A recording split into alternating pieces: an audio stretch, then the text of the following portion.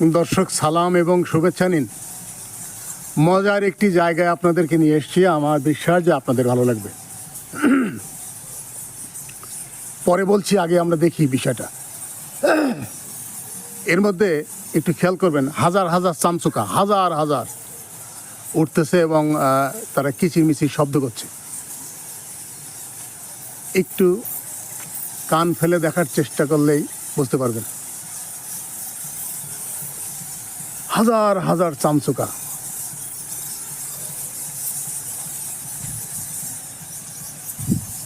ভয়ঙ্কর একটা বিল্ডিং।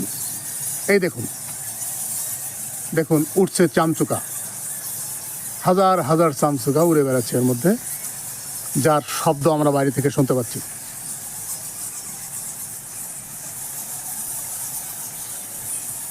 এটি খোকসার হিজলাকর, খোকসার হিজলাকর। এটি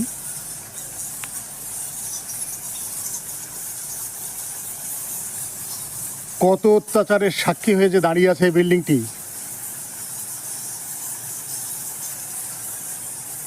তার কোনো ইতিহাস নেই। মূলত এটি হচ্ছে ব্রিটিশদের সেই নীল চাষ সেই সময় যারা করাতেন, সেই কর্মকর্তারা এখানে থাকতেন। এটি মূলত এদেশের সাধারণ কৃষককে জোর করে নীল চাষ করানো হতো, এবং একবার যদি তারা এই চাষে আবদ্ধ হতেন, দীর্ঘ সময় তাদেরকে নির্যাতন করা হতো, নিষ্পেষিত করা হতো। সেই কালের সাক্ষী এই বিল্ডিং।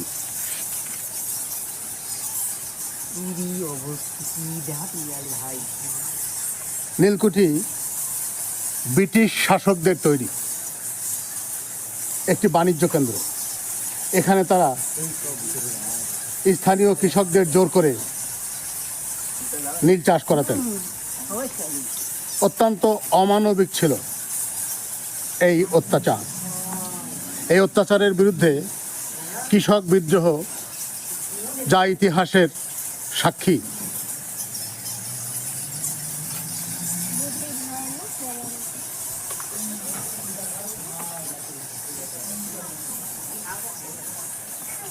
আর এই বিদ্রোহের অগ্রদূত ছিলেন বিষ্ণুচরণ বিশ্বাস এবং দিগম্বর বিশ্বাস। তারা ছিলেন নদিয়া জেলার চৌগাছা গ্রামের বাসিন্দা। বন্ধু, দেখতে পাচ্ছেন